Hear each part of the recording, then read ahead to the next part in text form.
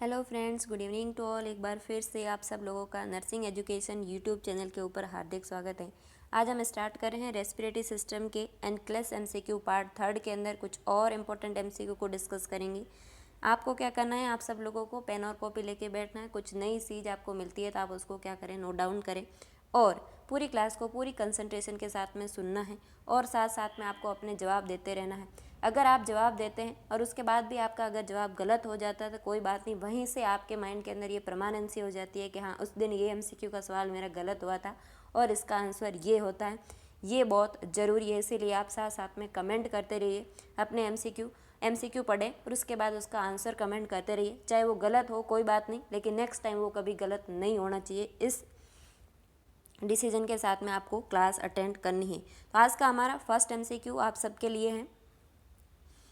Which of the following symptom is a common include with active tuberculosis. ये क्या है, include लिखा हुआ है। क्या लिखा हुआ है, इंक्लूड।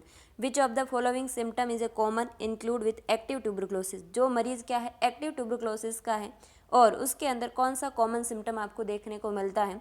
कई बार इसके पहले के जो लेक्चर मैंने लिए उसके अंदर भी मैंने आपको बताया, जब भी कोई मरीज के अंदर ट्यूबरक्लोसिस सस्पेक्ट किया जाता है तो डॉक्टर उसको जो है 2 सवाल पूछता है कि लास्ट कितने दिन से आपको खांसी आ रही है और लास्ट कुछ दिनों के अंदर आपका वेट लॉस हुआ है या नहीं।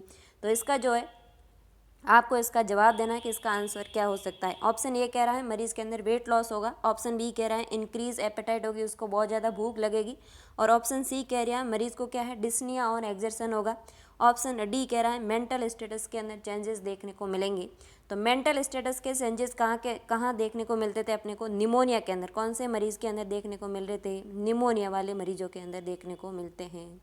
और ये क्या है, ट्यूबरक्लोसिस का कॉमन सिम्टम नहीं है। ऑप्शन सी के अंदर लिखा है डिस्निया और एक्सर्शन, ये भी निमोनिया वाले मरीजों के अंदर होता है। ट्यूबरक्लोसिस की लेट स्टेज के अंदर ये कंडीशन देखने को मिलती है, लेकिन अर्लीस्ट ये देखने को नहीं मिलता है। तो ऑप्शन सी भी क्या है, गलत है। ऑप्शन बी के अंदर लिखा है इंक्रीज एपेटाइट। तो जब भी किसी मरीज को ट्यूबरक्लोसिस का इन्फेक्शन होता है उसके अंदर एपेटाइट कम होती है, इंक्रीज नहीं होती है। और ट्यूबरक्लोसिस वाले मरीजों का क्या होता है, वेट लॉस होता है। ये इसका क्लासिकल सिम्टम है। आंसर इसका क्या रहेगा, A is the correct answer. Tuberculosis होता किसे है, तो जो बैक्टीरिया है, बैक्टीरिया का नाम क्या है, माइकोबैक्टीरियम ट्यूबरकुलाई के नाम से अपन जानते हैं। और इसकी खोज किसने की थी, रॉबर्ट कोच ने की थी। इसीलिए जब भी मरीज के अंदर जो अपन एक्सरे के अंदर कैविटीज देखते हैं उसको क्या बोलते हैं, कोच फिनोमिना के नाम से जाना जाता है। नेक्स्ट एमसीक्यू अपना, A client is receiving streptomycin in the treatment regimen of tuberculosis. The nurse should assess for. मरीज क्या है, स्ट्रेप्टोमाइसिन ड्रग ले रहा है और वो मरीज किसका ट्रीटमेंट ले रहा है, ट्यूबरक्लोसिस बीमारी का ट्रीटमेंट ले रहा है। उसके अंदर आप क्या असेस करेंगे कि इस ड्रग के साथ में क्या प्रॉब्लम मरीज को हो सकती है। ऑप्शन ए कह रहा है डिक्रीज सीरम क्रिएटिनिन लेवल, मरीज का जो है क्रिएटिनिन लेवल कम हो रहा है केविटी के अंदर। ऑप्शन बी कह रहा है डिफिकल्टी इन स्वेलोविंग, मरीज को क्या है, निगलने के अंदर प्रॉब्लम हो जाएगी। ऑप्शन सी कह रहा है मरीज़ की हियरिंग लॉस हो जाएगी, यानी कि मरीज़ को सुनाई नहीं देगा। ऑप्शन डी कह रहा है आईवी इन्फिल्ट्रेशन हो जाएगा। मरीज़ क्या है, स्ट्रेप्टोमाइसिन ले रहा है ओरली और उसको क्या हो रहा है, आईवी इन्फिल्ट्रेशन। तो ये ऑप्शन सबसे बड़ा क्या है, गलत है। क्योंकि जब भी आप आईवी इन्फिल्ट्रेशन के बारे में पढ़ते हैं कहीं भी, तो क्या होता है, जब भी अपन किसी मरीज को पेरिफेरल कैनुला डालते हैं, अगर वो आउट हो जाता है तो उसके आसपास के एरिया के अंदर क्या दिखता है अपने को, स्वेलिंग दिखती है और वो एरिया कैसा हो जाता है, कूल हो जाता है। क्योंकि वो ड्रग वेन के अंदर नहीं जाकर के कहाँ जा रही है, साइड में जा रही है, इसलिए वहाँ पे स्वेलिंग आ रही है और वो जगह कूल हो गई। उसको अपन क्या बोलते हैं, इन्फिल्ट्रेशन बोलते हैं। ऑप्शन ए के अंदर लिखा है डिक्रीज सीरम क्रिएटिनिन, तो इसके अंदर क्या है, डिक्रीज नहीं होता है, इंक्रीज होता है। स्ट्रेप्टोमाइसिन ड्रग कैसी होती है, नेफ्रोटॉक्सिक और ओटोटॉक्सिक ड्रग है। कैसी है, नेफ्रोटॉक्सिक होती है और कैसी होती है, ओटोटॉक्सिक ड्रग होती है। कैसी होती है, ओटोटॉक्सिक ड्रग है। तो इसके अंदर सीरम क्रिएटिनिन लेवल, जब भी ये नेफ्रोटॉक्सिक इसका इफेक्ट आता है तो सीरम क्रिएटिनिन लेवल बढ़ता है, कम नहीं होता है। ऑप्शन बी कह रहा है डिफिकल्टी इन स्वेलोविंग, तो स्वेलोविंग के अंदर कोई इफेक्ट नहीं रहता है इसका।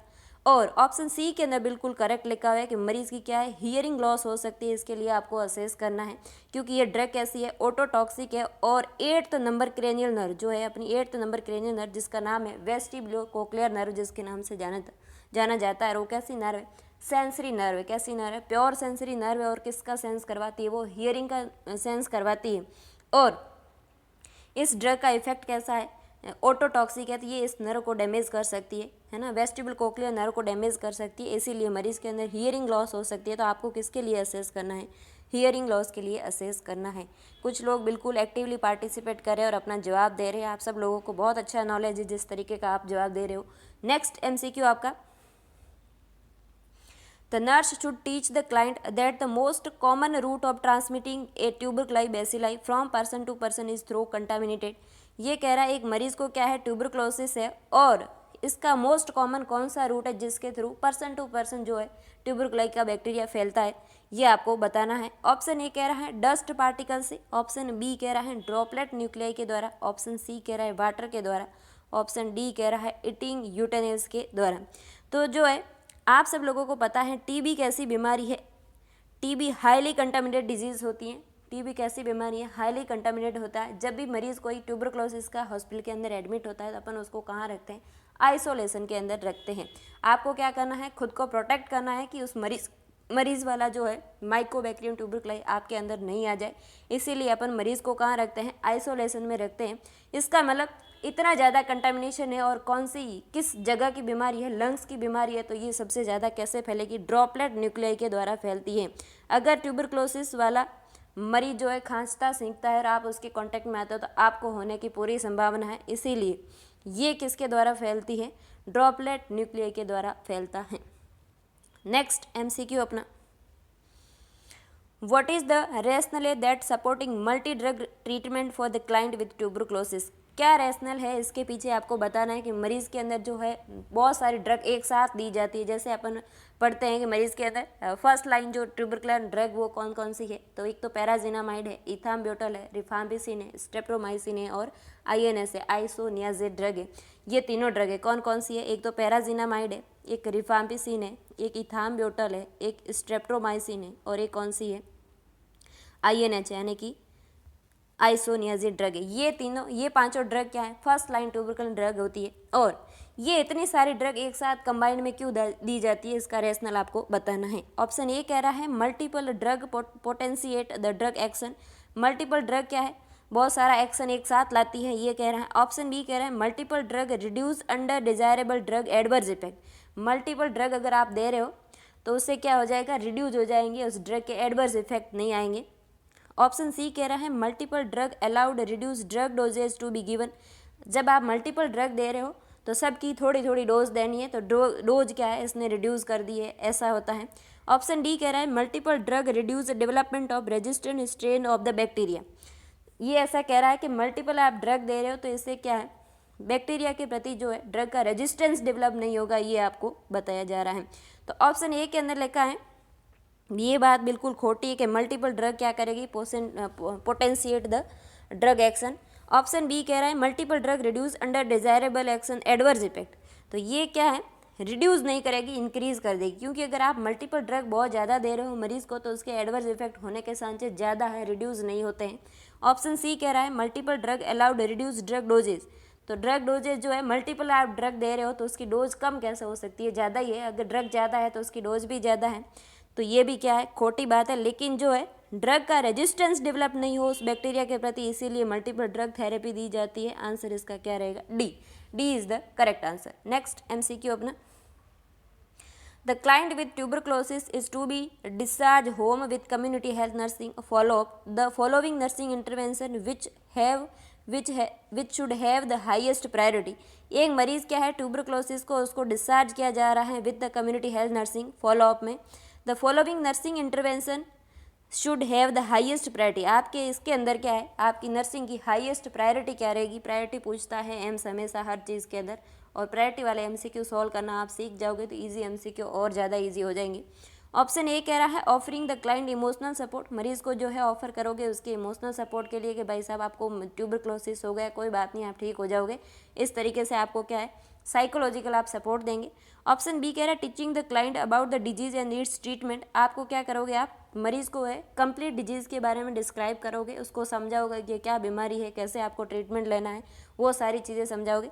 ऑप्शन सी कह रहा है कोऑर्डिनेटिंग वेरियस एजेंसी और सर्विसेज। आपको क्या करना चाहिए, बहुत सारी एजेंसी चला रही है जैसे डॉट्स थेरेपी वगैरह, ये सारी चीज़ें चल रही है ट्यूबरक्लोसिस के लिए, उससे आपको जुड़ना चाहिए, ऐसा आप मरीज़ को समझाएंगे। ऑप्शन डी के अंदर लिखा है assessing the client environment for sanitation. आप असेस करोगे कि मरीज जहाँ रह रहा है उसका इन्वायरमेंट साफ़ सुथरा है या नहीं, ये चीज़ आप असेस करोगे। तो ये आपको असेस नहीं करना है, सैनिटेशन इन्वायरमेंट का आपको असेस नहीं करना है। मरीज़ को तो ट्यूबरक्लोसिस है, अब आप इन्वायरमेंट कितना भी चेक कर लो उससे कुछ मतलब नहीं है। ऑप्शन डी कह रहा है कि आपको कोऑर्डिनेट करना है वेरियस एजेंसी से, तो आप कोऑर्डिनेट करना, लेकिन इससे पहले आपको पता होना चाहिए कि ये बीमारी क्या है और इसका ट्रीटमेंट आपको कैसे लेना है। अगर आपने बीच में ट्रीटमेंट रोक दिया तो वापस ट्रीटमेंट आपको जीरो से शुरू करना है, इसीलिए एजेंसी में भेजना प्रायोरिटी नहीं है। ऑप्शन ए के अंदर लिखा है कि आप इसको इमोशनल सपोर्ट दोगे, तो इमोशनल सपोर्ट आप दे देना, कोई प्रॉब्लम नहीं है, लेकिन ये क्या है आपकी हाईएस्ट प्रायोरिटी नहीं है। ऑप्शन बी के अंदर जो लिखा है ये बिल्कुल सही है, इसका करेक्ट आंसर है कि आपको क्या करना है, मरीज़ को डिजीज़ के बारे में पूरा समझाना है। ये जो ड्रग है इसकी डोज आपको कैसे लेनी है। अगर आप बीच में भूल जाते हो 2-3 दिन के लिए ड्रग, तो ये आपको जीरो से शुरू करनी पड़ेगी। इसीलिए आपको क्या करना है, इसका कोर्स कंप्लीट करना है, तभी आपके बॉडी से ट्यूबरक्लाई ख़त्म होगा। अगर आप जो है बीच बीच में छोड़ते रहे तो आपके अंदर क्या है, रेजिस्टेंस डेवलप हो सकता है इस ड्रग के अगेंस्ट, और उसके बाद इसको ट्रीट करने का अपने पास कोई ऑप्शन नहीं रहेगा। ये चीज़ें मरीज को आपको समझाना है। तो टीचिंग देनी है क्लाइंट को ट्रीटमेंट के बारे में और इस डिजीज़ के बारे में। नेक्स्ट एमसीक्यू अपना है, which of the following technique for the administering the Mantoux test is correct. Mantoux test जो है ये मरीज़ के लिए किया जाता है, और ये कैसा टेस्ट है, कन्फर्मेटिव टेस्ट इसको नहीं माना जाता। ये क्या है, सेंसिटिविटी को बताता है। क्या बताता है, ट्यूबरक्लाई के अगेंस्ट सेंसिटिविटी को बताता है कि आप कभी इस बैक्टीरिया के कांटेक्ट में आए हो या नहीं, ये कौन बताता है, मोन्टेक टेस्ट बताता है। तो कभी भी एग्जाम के अंदर आपको पूछे कि टीबी का जो है कन्फर्मेटिव टेस्ट मोन्टेक टेस्ट नहीं होता है, आपको ऐसा जवाब नहीं देना है। ऑप्शन ए के अंदर लिखा है hold the needle and syringe almost parallel to the skin. Option B के अंदर लिखा है pinch the skin when inserting the needle. जब आप निडल इंसर्ट करोगे तो आपको क्या करना है, स्किन को पिंच करना है। ऑप्शन डी के अंदर लिखा है massage the site after injecting the medication. पहले आप क्या करोगे, पीपीडी को दे दोगे, यानी कि मोन्टेक टेस्ट के अंदर अपन क्या देते हैं, पीपीडी देते हैं। क्या देते हैं, पीपीडी, है ना, प्यूरिफाइड प्रोटीन डेरिवेटिव देते हैं। क्या देते हैं, प्यूरिफाइड प्रोटीन डेरिवेटिव देते हैं मोन्टेक टेस्ट के अंदर। और मोन्टेक टेस्ट किस रूट से किया जाता है, तो इंट्राडर्मल किया जाता है। किस रूट से किया जाता है, इंट्राडर्मल। और इससे भी पहले एक और चीज़ मैं आपको इसके साथ बता देती हूँ, जब भी कोई एंटीबायोटिक अपन देते हैं मरीज़ के अंदर तो पहले एएसटी करते हैं। क्या करते हैं, एएसटी। तो ये एएसटी भी कैसे करते हैं, इंट्राडर्मल करते हैं। और कितना इंजेक्ट करते हैं, 0.1 ml। कितना, 0.1 ml ड्रग जो है इंट्राडर्मल इंजेक्ट करके देखते हैं कि मरीज़ के अंदर कोई साइड इफेक्ट आ रहा है क्या इसका। अगर नहीं आ रहा है तो फिर अपन क्या करते हैं, directly into the blood medication दे देते हैं। तो मोन्टेक टेस्ट के अंदर क्या दिया जाता है, पीपीडी दिया जाता है। और कैसे दिया जाता है, इंट्राडर्मल रूट से। कितना दिया जाता है, 0.1 ml दिया जाता है। और ये टेस्ट जो है अपन वापस कब चेक करते हैं, तो आपको जवाब देना है 48 to 72 आवर्स के बाद वापस असेस करते हैं। और इसके अंदर अपन देखते क्या है, उस एरिया के अंदर जो है रेसेस बना है, और उसकी साइज़ को देख के अपन डिटरमाइन करते हैं कि इस मरीज़ के अंदर कभी ट्यूबरक्लाई बैक्टीरिया के कांटेक्ट में आया है या नहीं। अगर इसका डायामीटर जो है मोर देन 5 mm आ जाता है, इसका डायामीटर मोर देन 5 mm आ जाता है, और ये मरीज़ कैसा है, इम्यूनो कॉम्प्रोमाइज़ मरीज़ है। कोई मरीज़ के अंदर जो है HIV पॉजिटिव है, या तो मरीज़ के अंदर कोई जो है ऑर्गन ट्रांसप्लांट हुआ है। ऐसे मरीजों के अंदर अगर इसका डायामीटर 5 mm से ज़्यादा आ रहा है, इसका मतलब ये टेस्ट क्या है, पॉजिटिव। कौन से मरीजों के अंदर, स्पेसिफिक याद रखना है, जो मरीज़ कैसा है, इम्यूनो कॉम्प्रोमाइज्ड मरीज़ है उनके अंदर। और अगर ये टेस्ट जो है 7 से लगाकर 10 mm के बीच में आ रहा है, इसका मतलब आपको इस टेस्ट को रिपीट करना है। ये डिटरमाइन नहीं कर पा रहा है कि ये पॉजिटिव या नेगेटिव, तो ये क्या है, आपको क्या है, इसके अंदर रिपीट करना पड़ेगा टेस्ट। और अगर ये टेस्ट 10 mm से ज़्यादा अगर इसका डायामीटर आ रहा है, और ये मरीज़ कैसा है, इम्यूनो कॉम्प्रोमाइज़ नहीं है, एक नॉर्मल आदमी है, तो ये टेस्ट कैसा माना जाता है, पॉजिटिव टेस्ट माना जाता है कि ये मरीज़ जो है कभी न कभी जो है ट्यूबरक्लोसिस वाले बैक्टीरिया के कांटेक्ट में आया। अब इसको कहाँ भेजना है, कन्फर्मेटिव टेस्ट के लिए भेजना है। और अगर किसी के अंदर 15 mm से ज़्यादा अगर कोई डायामीटर आ रहा है मरीज़ के अंदर, इसका मतलब इस मरीज़ के अंदर किसी भी तरह का कोई रिस्क फैक्टर नहीं है कि ये कभी भी जो है ट्यूबरक्लोसिस वाले बैक्टीरिया के कांटेक्ट में आया है।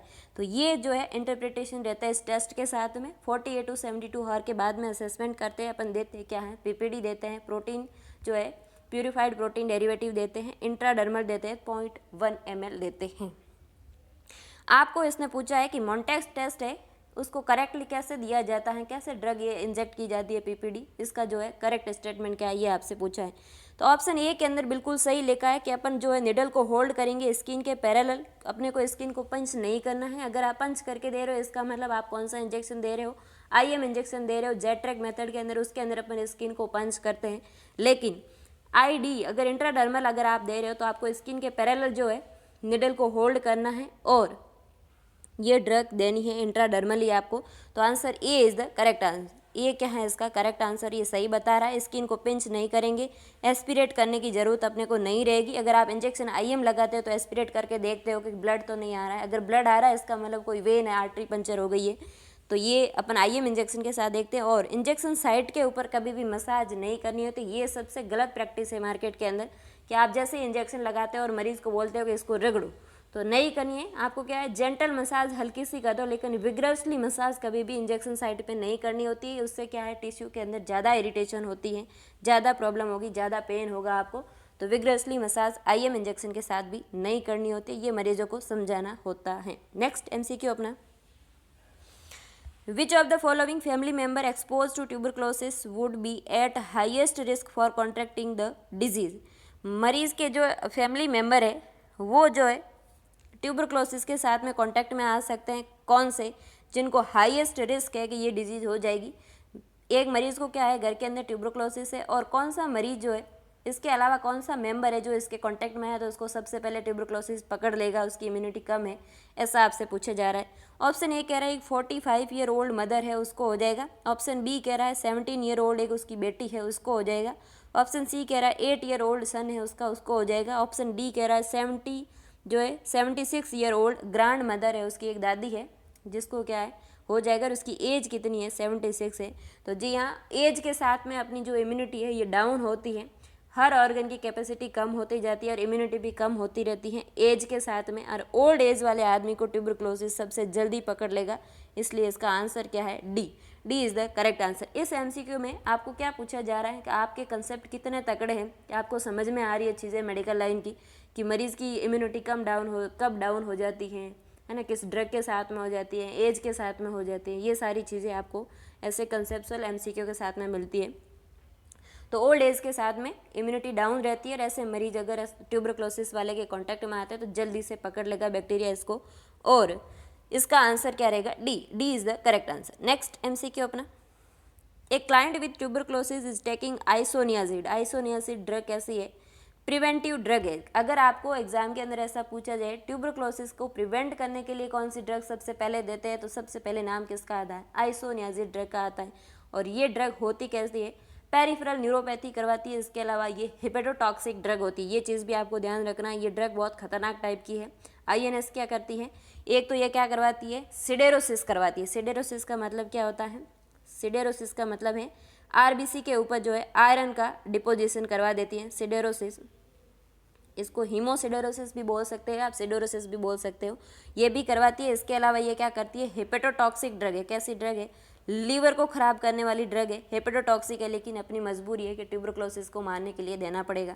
और ये ड्रग क्या करती है, पेरिफेरल न्यूरोपैथी करती है। क्या करती है, पेरिफेरल न्यूरोपैथी। न्यूरोपैथी भी कौन करवाती है, ये ड्रग करवाती हैं। और किसके साथ बाइंड होकर काम करती है, विटामिन B6 के साथ में बाइंड होकर फिर काम करती है। इसीलिए मरीज़ के अंदर क्या डेवलप होता है, पेरिफेरल न्यूरोपैथी होती है। ऑप्शन ए के अंदर लिखा है adhere to low cholesterol diet. मरीज आईएनएस पे है, उसको कोलेस्ट्रॉल डाइट लो देनी है, ऐसा कह रहा है। ऑप्शन बी कह रहा है supplement the diet with pyridoxine. Pyridoxine ही क्या है, विटामिन B6 है। क्या है, विटामिन B6 का नाम ही क्या है, पायरोडॉक्सिन है। ऑप्शन सी के अंदर लिखा है गेट एक्स्ट्रा रेस्ट। अगर मरीज आईएनएच ले रहा है तो उसको ज़्यादा रेस्ट की ज़रूरत है। ऑप्शन डी कह रहा है अवॉइड एक्सेसिव सन एक्सपोजर। तो ये क्या है, फोटो सेंसिटिव ड्रग नहीं है। कैसी ड्रग नहीं है, फोटो सेंसिटिव ड्रग नहीं है, इसीलिए सन एक्सपोजर का कोई इश्यू नहीं है और एक्स्ट्रा रेस्ट लेने की कोई ज़रूरत नहीं है आईएनएस के साथ में। और ये ड्रग कैसी है, हेपेटोटॉक्सिक है, सिडोरोसिस करवाती है और न्यूरोपैथी करवाती है। इसीलिए जो है option B is the correct answer. आपको क्या करना है, इस ड्रग के साथ में विटामिन B6 का सप्लीमेंट देना है मरीज़ को, क्योंकि ये ड्रग न्यूरोपैथी करवाती है। और मरीज़ को क्या है, ट्यूबरक्लोसिस तो है ही, अब इसके अंदर न्यूरोपैथी हो गई तो ये और ज़्यादा गड़बड़ हो जाएगी। इसीलिए आपको क्या करना है, आईएनएच के साथ में सप्लीमेंट देना है, किसका, पायरोडॉक्सिन का, विटामिन B6 का देना है सप्लीमेंट। लो कोलेस्ट्रॉल डाइट का यहाँ पे कोई रोल नहीं है। अगर मरीज जो है कैसा है, लिवर सिरोसिस के और ऐसे मरीज रहते हैं जिसके अंदर हेपेटिक प्रॉब्लम रहती है, ऐसे मरीजों के अंदर लो कोलेस्ट्रॉल डाइट दी जाती है। नेक्स्ट एमसीक्यू अपना, the nurse should action sexually active female client taking isoniazid that is the drug has which of the following effect. ये जो ड्रग है वो कौन ड्रग ले रही है, मरीज कैसा है, सेक्सुअली एक्टिव है फीमेल और वो आइसोनियाजिड ले रही है, और अब इस ड्रग का क्या इफेक्ट आएगा, आप उसको क्या समझाओगे, ऐसा आपको पूछा जा रहा है। ऑप्शन ए कह रहा है increase the risk of vaginal infection. आप सेक्सुअली एक्टिव है और अब आप आईएनएच ले रहे हो तो आपको क्या है, वेजाइना का इन्फेक्शन हो जाएगा, ऐसा आप समझाओगे। ऑप्शन बी कह रहा है has the mutagenic effect on ओवा। इसका क्या है, ओवा के अंदर म्यूटोजेनिक इफेक्ट का मतलब क्या है, जीन का म्यूटेशन करवाती है और बहुत ज़्यादा अबनॉर्मलिटीज क्रिएट कर सकती है। आपका जो ओवा है, हर मंथ जो है आपकी मेंस्ट्रुअल साइकिल में एक ओवम रिलीज होता है, उसके ऊपर कैसा इफेक्ट आएगा, म्यूटोजेनिक आ जाएगा, ऐसा ये बता रही है। ऑप्शन सी कह रहा है decrease the effectiveness of the hormonal contraceptive. ये क्या करेगी, आप सेक्सुअली एक्टिव हो और कोई कॉन्ट्रासेप्टिव ड्रग ले रहे हो तो ये क्या करेगी, उसके इफेक्टिवनेस को अल्टर कर देगी। ऑप्शन डी कह रहा है इनहिबिट कर देगी ओवुलेशन को। तो ये कोई हार्मोनल पिल नहीं है जो क्या करेगी, ओवुलेशन को इनहिबिट करेगी। तो ये तो क्या है, सबसे खोटा है। वेजाइनल इन्फेक्शन ये क्रिएट नहीं करेगी क्योंकि आईएनएस के अंदर कोई बैक्टीरिया नहीं है जो क्या जाकर के वेजाइना के अंदर इन्फेक्शन क्रिएट करेगा, ऐसा भी नहीं है। और ओवा के ऊपर इसका कोई इफेक्ट नहीं रहता है, किसी तरह का कोई जीन म्यूटेशन ये नहीं करवा सकती। तो ये ड्रग क्या करेगी, आपके जो हार्मोनल कॉन्ट्रासेप्टिव ड्रग आप जो ले रहे हो जिसके अंदर प्रोजेस्टेरोन एस्ट्रोजन हो सकते हैं, उनके साथ में इसका अल्ट्रेशन रहता है, उसके फंक्शन को ये अल्टर कर देती है, उस ड्रग के साथ में इसका ऐसा एक्शन रहता है। तो आपको क्या करना है, अल्टरनेटिव कुछ और कॉन्ट्रासेप्टिव यूज़ करना है। इसके भरोसे नहीं रहना है कि अगर आईएनएच ले रहे हैं और कॉन्ट्रासेप्टिव दोनों ले रहे हैं तो मैं प्रेग्नेंट नहीं हो सकती। ऐसी कंडीशन में आप प्रेगनेंसी कंसीव कर सकते हैं क्योंकि ये इसकी इफेक्टिवनेस को कम कर देता है। आईएनएच ड्रग, आइसोनियाजिड ड्रग है, वो क्या कर देती है, कॉन्ट्रासेप्टिव ड्रग का जो एक्शन है उसको थोड़ा डाउन कर देती है। इसीलिए आप लोगों को क्या करना है, अल्टरनेटिव कोई और कॉन्ट्रासेप्शन का यूज करना है इस ड्रग के साथ में, वरना आप क्या है, प्रेग्नेंट हो सकती है। आपको इस भरोसे नहीं रहना है कि मैं कॉन्ट्रासेप्शन भी ले रही हूँ तो मैं प्रेगनेंसी कंसीव नहीं कर पाऊँगी। नेक्स्ट एमसीक्यू अपना, the nurse should include which of the following instruction when developing teaching plan for a client who is receiving INH and rifampicin for treatment of tuberculosis. ये मरीज क्या ले रहा है, आईएनएच भी ले रहा है और रिफाम्पिसिन ले रहा है। रिफाम्पिसिन एक ड्रग ऐसी है जिससे सबसे ज़्यादा इफेक्टिवनेस देखी गई है ट्यूबरक्लोसिस वाले मरीजों के अंदर। ये जो माइकोबैक्टीरियम ट्यूबरक्लाई होता है, इसका कॉजेटिव ऑर्गेनिज्म, ये इसको ख़त्म कौन करता है सबसे ज़्यादा, रिफाम्पिसिन जो ड्रग है इसकी सबसे ज़्यादा इफेक्टिवनेस है ट्यूबरक्लोसिस बैक्टीरिया को मारने में। और ये जो रिफाम्पिसिन ड्रग है ये क्या है, एक तो हेपेटोटॉक्सिक ड्रग होती है, हेपेटोटॉक्सिक है, लीवर को ख़राब करती है लेकिन अपने को देना पड़ेगा। हेपेटोटॉक्सिक है, ये भी ड्रग कैसी है, हेपेटोटॉक्सिक है। इसके साथ में आपको एक और चीज़ याद रखना है, ये बॉडी सिक्रेशन जो जितने भी है, अपने यूरिन है, टीयर है, ये सारे सिक्रेशन का कलर कैसा कर देगी, ऑरेंज कलर का यूरिन कर देती है। कैसा कर देती है, ऑरेंज कलर के बॉडी सिक्रेशन कर देती है। और विजुअल अपने को कौन सा सिक्रेशन रहता है, मेनली यूरिन रहता है। इसीलिए इसके साथ में आपको क्या याद रखना है, ये क्या करती है, बॉडी के सारे सिक्रेशन का कलर जो है रेड ऑरेंज कलर का कर देती है। और मरीज़ को रिफाम्पिसिन दो तो मरीज़ को ये चीज़ समझानी है, अगर आपको रेड ऑरेंज कलर का यूरिन आता है, ऑरेंज कलर का यूरिन आ रहा था, आपको डरने की ज़रूरत नहीं है, इस ड्रग के साथ में ऐसा नॉर्मली होता है। ये चीज़ भी आपको ध्यान रखना है रिफाम्पिसिन ड्रग के साथ में। और ये मरीज़ क्या कर रहा है, आईएनएच और रिफाम्पिसिन दोनों ही टाइप की ड्रग ले रहा है। और आप लोग क्या है, इसके अंदर क्या इंस्ट्रक्शन दोगे मरीज़ को टीचिंग प्लान के अंदर, ऐसा पूछा जा रहा है। ऑप्शन ए कह रहा है take the medication with antacid. इस मेडिसिन को क्या करना है, एंटासिड के साथ में लेना है। ऑप्शन बी कह रहा है double the dose of if drug dose is missed. अगर आपने क्या है, सुबह की डोज आप भूल गए तो शाम को क्या करो, 2 टैबलेट ले लो, ऐसा बोलोगे। ऑप्शन सी कह रहा है कि increase intake of dairy products. इस ड्रग के साथ में आपको क्या करना है, डेयरी प्रोडक्ट को इंक्रीज करना है। ऑप्शन डी कह रहा है लिमिट एल्कोहल इनटेक। आपको क्या करना है, अगर आप आईएनएच और रिफाम्पिसिन दोनों ही कैसे ड्रग है, हेपेटोटॉक्सिक है, और इसके साथ में आप एल्कोहल लोगे तो एल्कोहल भी किसको डैमेज करता है, लीवर को डैमेज करता है। और ऐसे कंडीशन में आप तो लीवर को मात ही दे दोगे। तो ये बिल्कुल सही बात है। आपको क्या करना है, एल्कोहल नहीं लेना है इस ड्रग के साथ में, जहाँ तक पॉसिबिलिटी हो आपको इस ड्रग के साथ में एल्कोहल यूज़ नहीं करना, नहीं तो आपके लीवर का क्या है, पूरा पातड़ा बिखेर देंगे ये ड्रग और एल्कोहल मिल करके। इसीलिए आपको क्या करना है, अल्कोहल नहीं लेना, ये बात बिल्कुल सही है। इस मेडिसिन को कभी भी एंटासिड के साथ में नहीं लेना है। इस मरीज़ को क्या बोलना है, आपको भूखे पेट टैबलेट लेनी है। कैसे लेनी है, खाना खाने से 1 से 2 घंटे पहले लेनी है या खाना खाने के 2 से 3 घंटे बाद में लेनी है, लेकिन एंटासिड के साथ में नहीं लेनी है। एंटासिड क्या करता है, HCl को न्यूट्रलाइज कर लेता है, इसलिए इस ड्रग का क्या है, फास्ट मैकेनिज्म जो अपन पढ़ते हैं वो क्या है, ज़्यादा हो जाएगा। इस ड्रग का जो है ब्लड के अंदर बायोएबिलिटी है वो क्या है, कम हो जाएगी, इसलिए आपको एंटासिड के साथ नहीं लेना है। ऑप्शन बी कह रहा है double the dose if drug dose is missed. अगर आप क्या कर रहे हो, एक डोज आपकी मिस हो गई और उसके बाद आप डबल ले रहे हो, तो ये तो पहले से ही क्या है, हिपेटोटॉक्सिक है, और क्या है, ऊपर से आप डबल ले रहे हो, तो ये तो बहुत ज़्यादा ख़राब बात है। आपको ऐसे मरीज़ को नहीं बताना है कि आप डबल ले लो, डबल कभी भी नहीं देनी है ड्रग। और डेयरी प्रोडक्ट का इसके साथ में कोई कनेक्शन नहीं है, लेकिन अल्कोहल का बहुत बड़ा कनेक्शन है लीवर से, और इस ड्रग का भी कनेक्शन किससे है, लीवर से। इसलिए आपको अल्कोहल कम लेना है, लेना ही नहीं है इस ड्रग के साथ में, ये मरीज़ को समझाना है।